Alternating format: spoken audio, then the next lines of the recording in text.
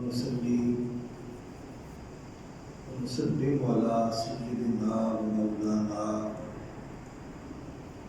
محمد رسوله النبي الأمين المكين الحنين الكريم الرؤوف الرحيم. أما بعد فأعوذ بالله من الشيطان الرجيم. بسم الله الرحمن الرحيم. محمد رسول الله والذين معه أشداء على الكفار رحماء بينهم تراهم ركعا سجدا يبتغون فضلا من الله ورضوانا. صدق الله المولى العظيم وصدق رسوله النبي الكريم الأمين. ونحن على ذلك لمن الشاهدين والشاكرين والحمد لله رب العالمين. فقد قال الله تبارك وتعالى في شان حق حبيبه محبرا وآمرا إن الله وملائكته يصلون على النبي يا أيها الذين آمنوا صلوا عليه وسلموا تسليما. الصلاة والسلام عليك يا سيدي يا رسول الله وعلى آلك وأصحابك يا سيدي يا حبيب الله. الصلاة والسلام عليك يا سيدي يا رحمة للعالمين وعلى آلك وأصحابك يا سيدي يا خاتم النبيين والمرسلين والحمد لله رب العالمين. رب اشرح لي صدري ويسر لي أمري واحلل عقدة من لساني يفقهوا قولي. مولاي صل وسلم دائما أبدا على حبيبك خير خلق كلهم. اللہ کی حمد و ثنا حضور وجہ تخلیق کائنات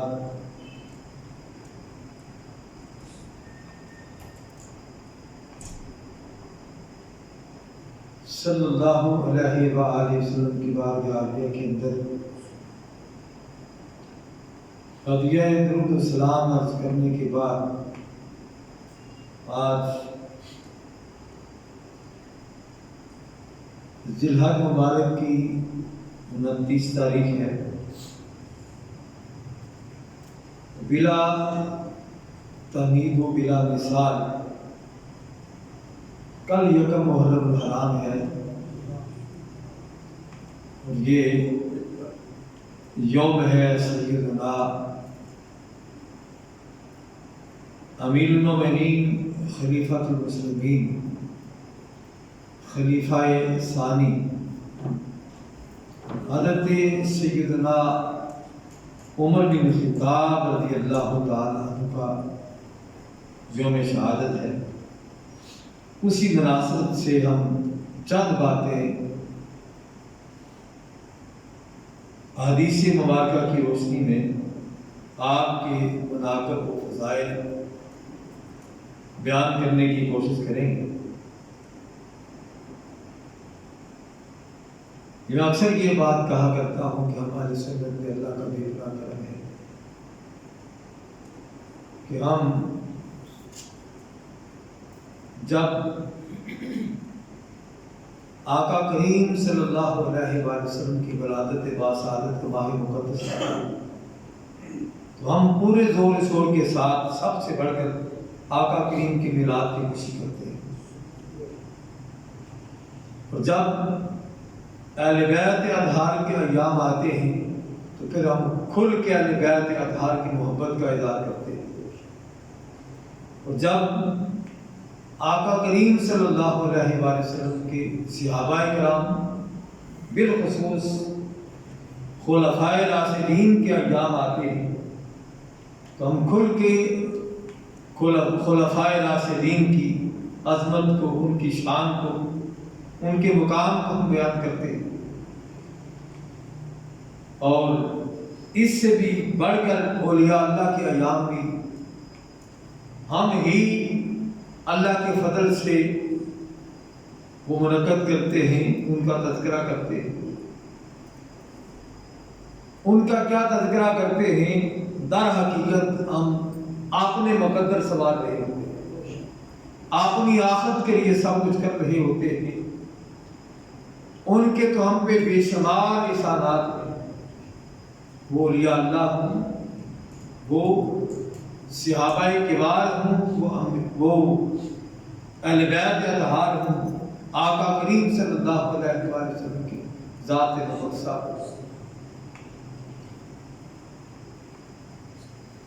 بقیہ جتنے ہیں وہ سب صدقہ ہے میرے آقا حضرت محمد مصطفیٰ کا، ان کے تصدق سے ان سب کو جو کچھ ملا ہے اللہ کی بارگاہ سے ملا۔ ہم بھی ان سے وہ خیرات و مصطفیٰ کے تصدق سے انہیں ملی ہے، وہ خیرات دینے کی کوشش کرتے رہتے ہیں کہ باری تعالیٰ تو نے ان پہ کرم فرمایا ہے، ہم ان کا ذکر کر رہے ہیں، یا اللہ اس ذکر کے صدقے ہم پہ بھی مہربانی فرما، ہم پہ بھی فضل فرما۔ اس ضمن میں ہم نے سورہ فتح کی آیت نمبر 29 ایک حصہ تلاوت کرنے کا شرف حاصل کیا۔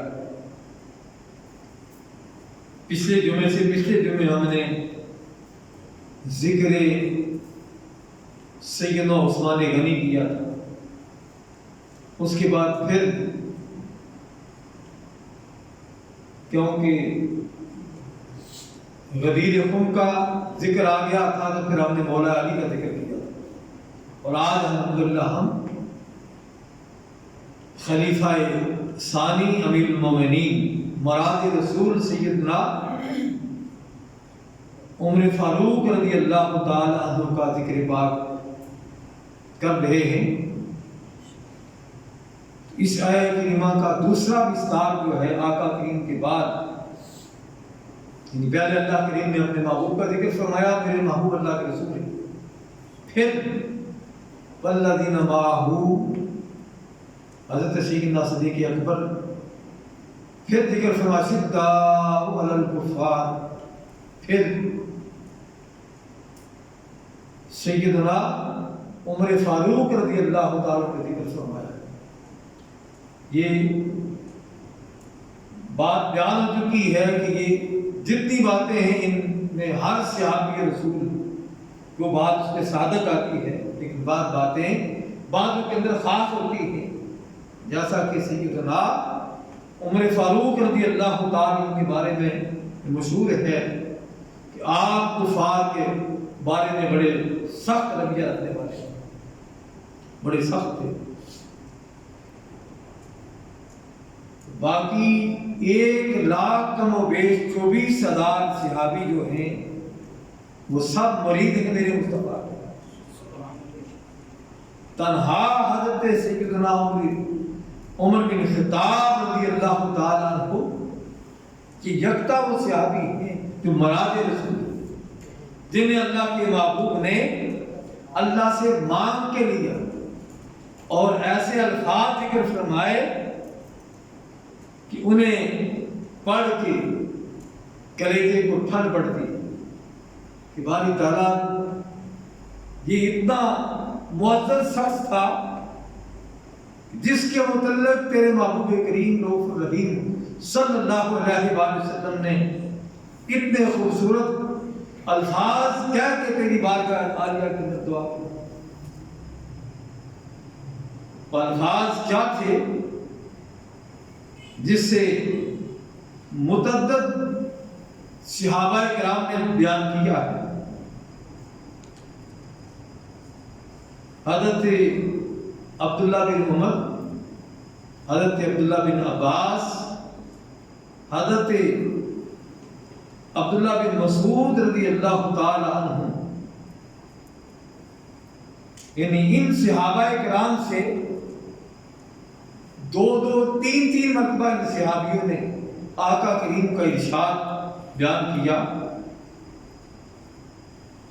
حضرت عمر رضی اللہ تعالی عنہ آپ کے صاحبزادے وہ روایت کرتے ہیں، اور حضرت عباس بن عبد المطلب حضور کے چچا دار بھائی حضرت عباس بن عبد المطلب آپ روایت بیان کرتے ہیں، عبداللہ بن عمر رضی اللہ تعالی عنہما کیا بیان کرتے ہیں، وہ فرماتے ہیں کہ آقا کریم صلی اللہ تعالی علیہ وآلہ وسلم نے بارگاہ عزیز کے اندر دعا کی۔ دعا کیا تھی؟ اللہم اعز الاسلام بأحب هذین الرجلین الیک بأبی جہل او بعمر بن الخطاب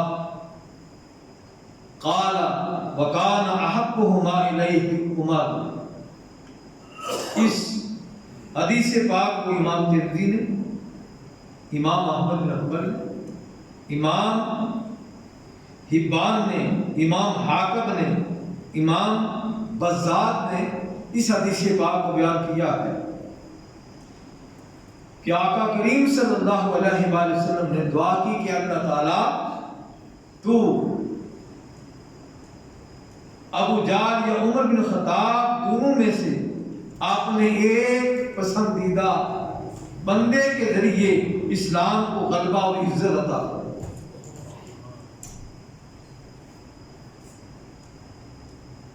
اور راوی کیا بیان کرتے ہیں ان دونوں میں سے اللہ تعالیٰ کو محبوب حضرت عمر رضی اللہ تعالیٰ عنہ تھے، جن کے بارے میں حضور نبی اکرم صلی اللہ علیہ وآلہ وسلم کی دعا کرو اور مشرف کا اسلام ہو۔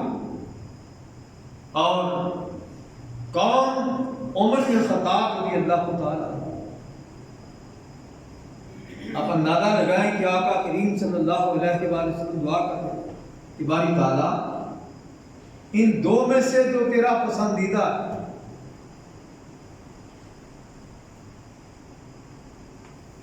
اس کے ذریعے اسلام کو غلبہ بھی عطا فرما اور عزت بھی عطا فرما۔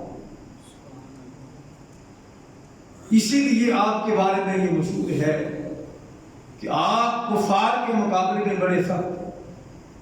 اسلام میں داخل ہونے سے پہلے آپ کفر کے اندر بڑے سخت تھے، یہ بات بھی آپ کے اندر سخت تھی، لیکن جب آپ نے آقا کریم صلی اللہ علیہ وآلہ وسلم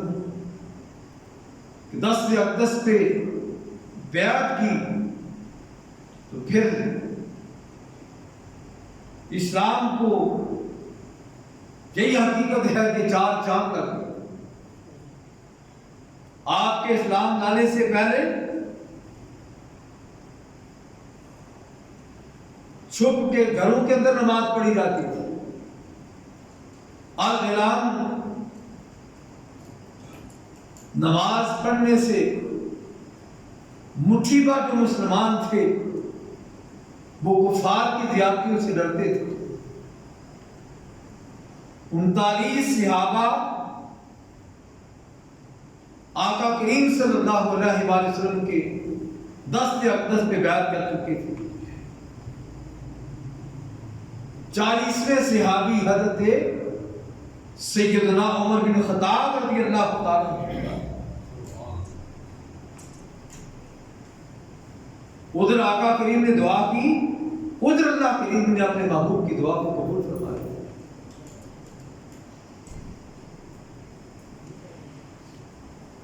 یہ واقعہ بارہا آپ نے سنا کہ کس طریقے کے ساتھ آپ گھر سے نکلے، کس ارادے سے نکلے، اور پھر وہ ارادہ کس طرح بدلا۔ میرا ایمان تو یہ ہے کہ وہ ارادہ جب میرے مصطفیٰ نے دعا کی تھی تب ہی وہ ارادہ بدل گیا۔ آپ آقا کریم کی طرف مائل ہو گئے تھے، اب بتانا یہ تھا کہ عمر کتنا سخت تھا، کفر کے اندر، اور جب آپ آقا کریم صلی اللہ علیہ وآلہ وسلم کی بارگاہ عالیہ کے اندر حاضر ہوئے، کلمہ پڑھا، دار اسلام کے اندر داخل ہوئے، دیکھا کہ صحابہ عبادت کر رہے، کوئی وہاں پہ عبادت کر رہا ہے، کوئی وہاں پہ عبادت کر رہا ہے، اور گھروں کے اندر چھپ کے عبادت کر رہے۔ آپ نے عرض کیا آقا یہ کیا ہے؟ یہ چھپ چھپ کے ادھر یہ کیا کر رہے ہیں؟ فرمایا عمر یہ اللہ کی عبادت کر رہے ہیں، نماز پڑھ رہے ہیں۔ عرض کی آقا کیا ہم حق پر نہیں ہیں؟ آقا کریم نے فرمایا حق پر ہیں۔ عرض کی پھر چھپ کے کیوں عبادت کریں؟ میں آج کے بعد چھپ کے نہیں عبادت کریں، اور گھروں کے اندر نہیں پڑھیں گے بلکہ بیت اللہ میں جا کے نماز پڑھیں گے۔ آپ نے اعلان فرمایا آؤ جس نے اپنے بچوں کو یتیم کرنا ہے، آؤ جس نے اپنی بیوی کو بیوہ کرنا ہے، جس نے اپنی مامتا کو تڑپانا ہے،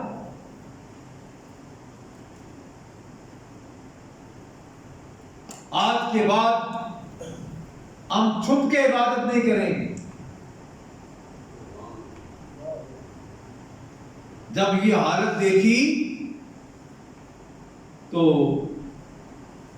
حدیث طیبہ میں آتا ہے، حضرت عبداللہ بن عباس رضی اللہ تعالیٰ عنہما اس حدیث کے راوی،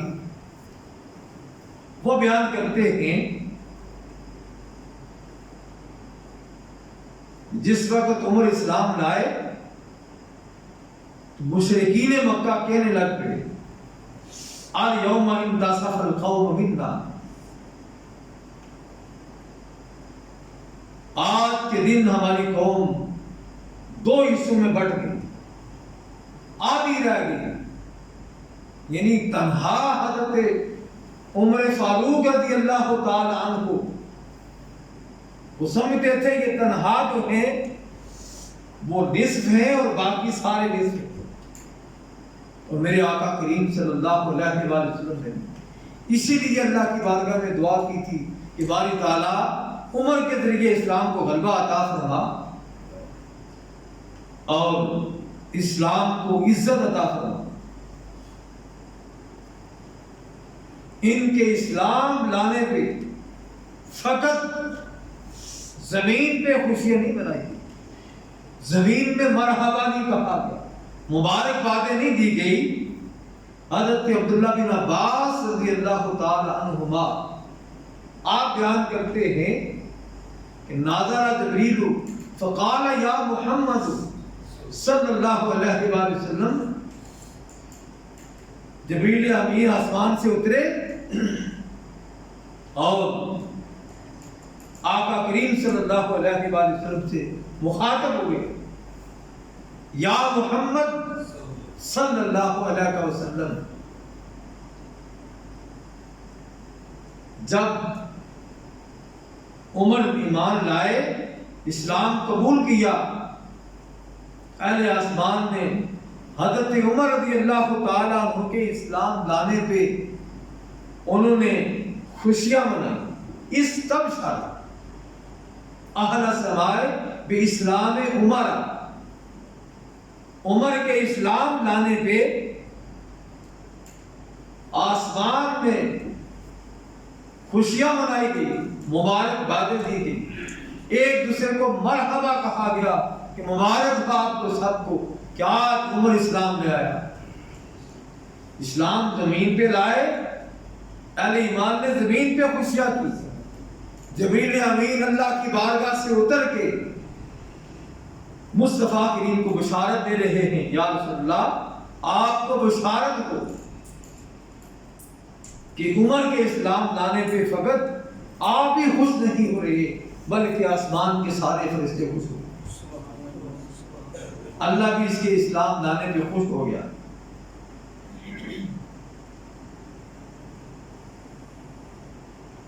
حضرت عبداللہ بن عمر رضی اللہ تعالی عنہما بیان کرتے ہیں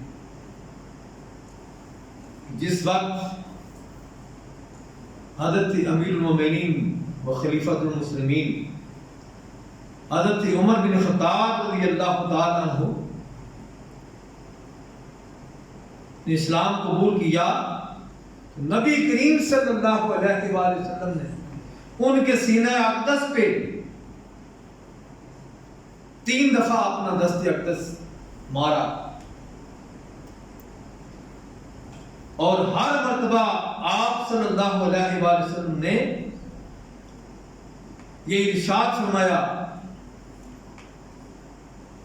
اللہ تجھے برکت دے، اور اللہ کی بارگاہ میں عرض کیا اللہ عمر کے سینے میں جو غل ہے، جو سابقہ اسلام کی عداوت، اسلام کی تو دشمنی ہے، یا اللہ اسے نکال دے اور اسلام کی محبت اس کے سینے میں ڈال دے۔ یہ کلمات 3 مرتبہ دہرائے۔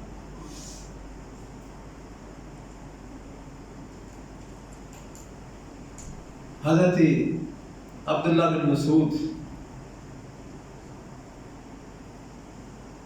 رضی اللہ تعالی عنہ آپ بیان کرتے ہیں کہ حضرت عمر بن خطاب رضی اللہ تعالی عنہ کا اسلام لانا ایک فتح تھی، ان کی خلافت ایک رحمت تھی۔ خدا کی قسم ہم بیت اللہ میں نماز پڑھنے کی طاقت نہیں رکھتے تھے، یہاں تک کہ حضرت عمر رضی اللہ تعالیٰ عنہ اسلام لے آئے۔ بس جب وہ اسلام لائے انہوں نے مشرکین مکہ کا سامنا کیا، یہاں تک کہ ہم نے برملا اسلام کی دعوت دی اور خانہ کعبہ میں نماز پڑھی۔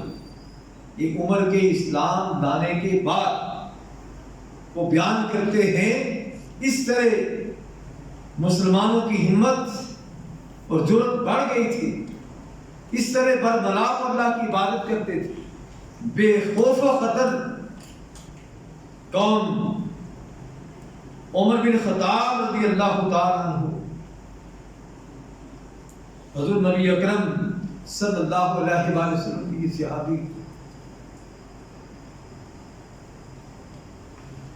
روایات میں آتا ہے، آپ کی سیرت کے اندر لکھا ہے کہ آپ کی لونڈی اسلام لے آئی، آپ کو خبر ہوئی،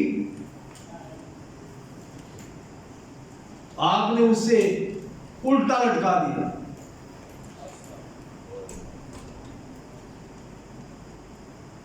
اور ہر گھنٹے کے بعد اسے مارتے اور کہتے کہ تو اسلام کو چھوڑ دے، آپ نے دین کے اندر واپس لوٹا۔ وہ کہتی عمر جان تو لے سکتا ہے لیکن جو ایمان مصطفیٰ نے عطا کیا ہے وہ تو میرے دل سے نہیں نکال سکتا۔ یعنی اس قدر آپ کفر کے اندر سخت تھے، اور جب اسلام لائے حضور نبی اکرم صلی اللہ علیہ وآلہ وسلم کے ساتھ اس قدر محبت کی کہ ایک شخص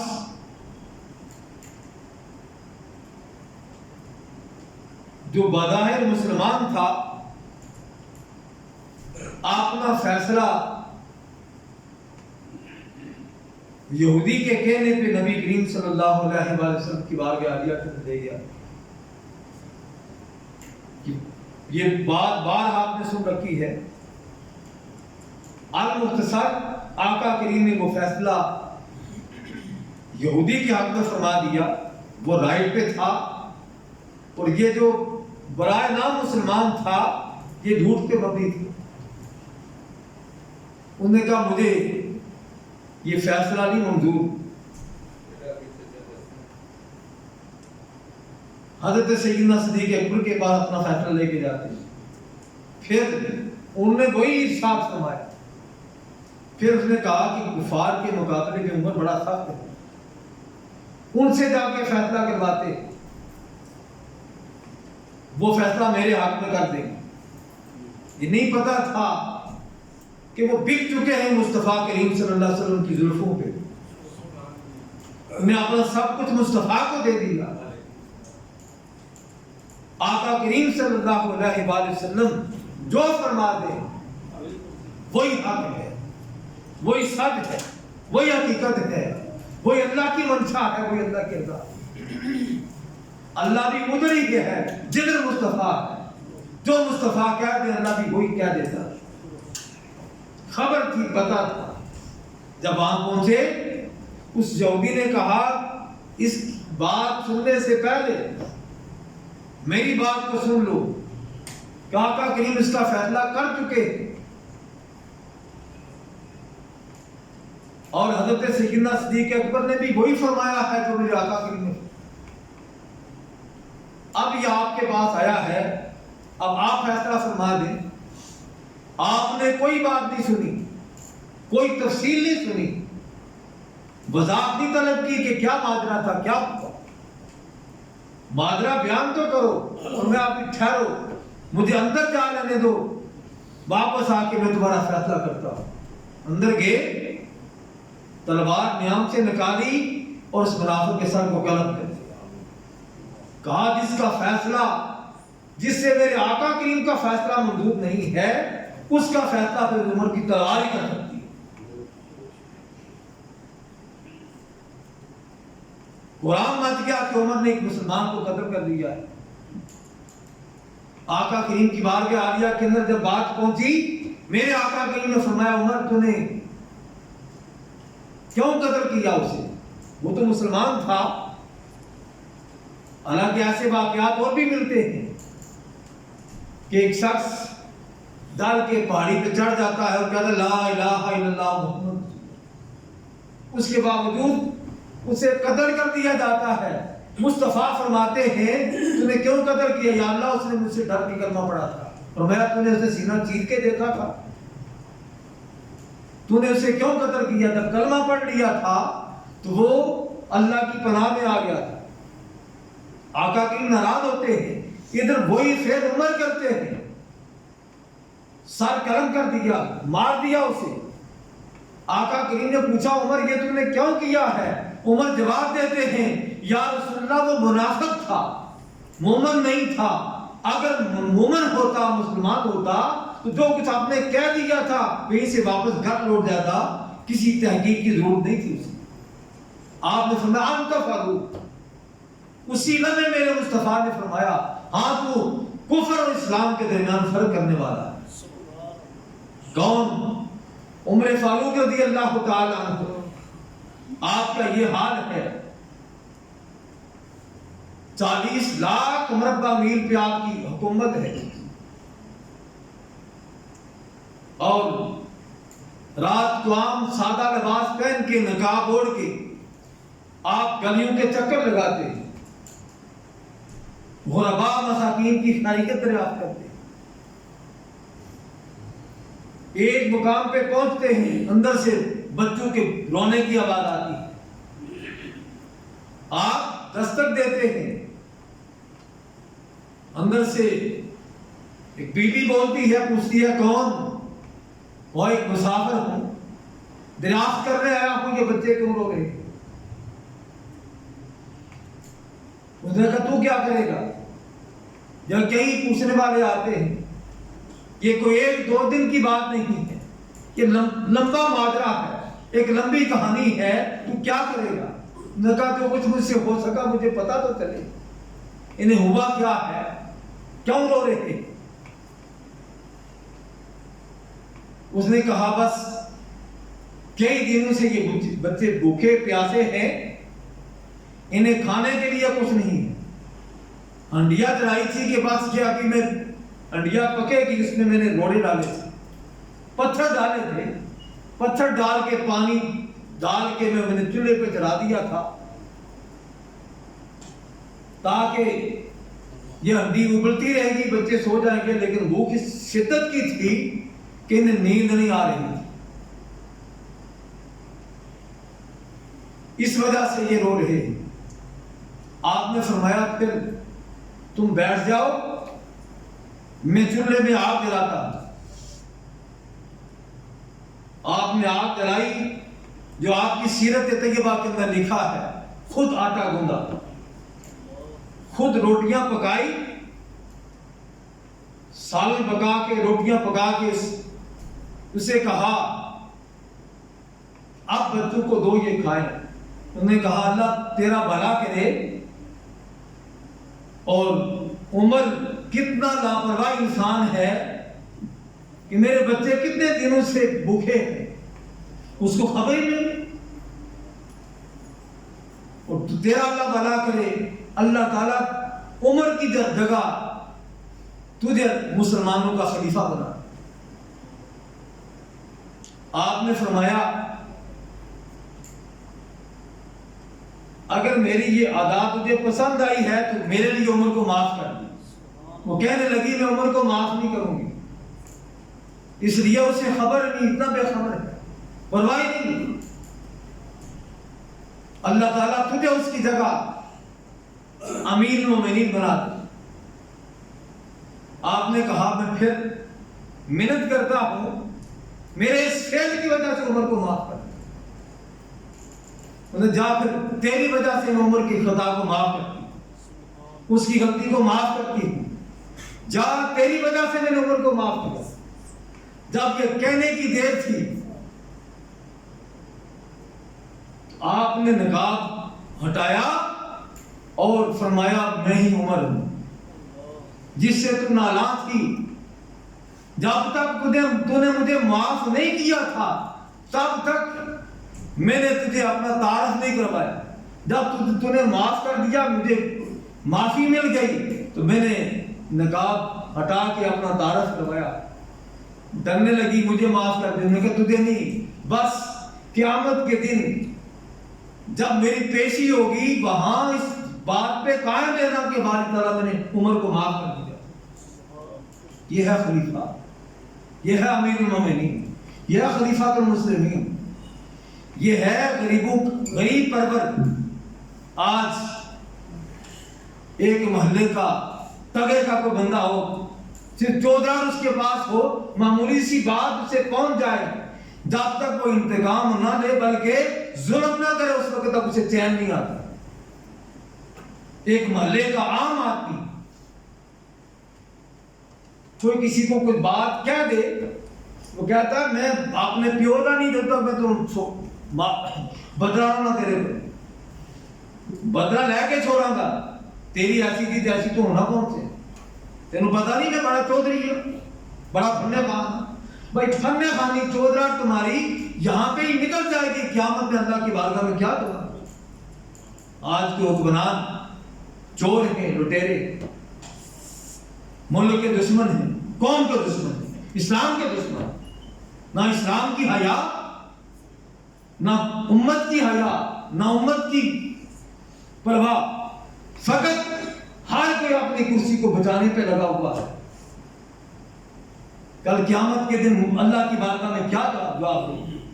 تمہارے یہ کرتوت، تمہاری یہ حالت، غور کرو تم مسلمان بھی رہے ہو کہ نہیں؟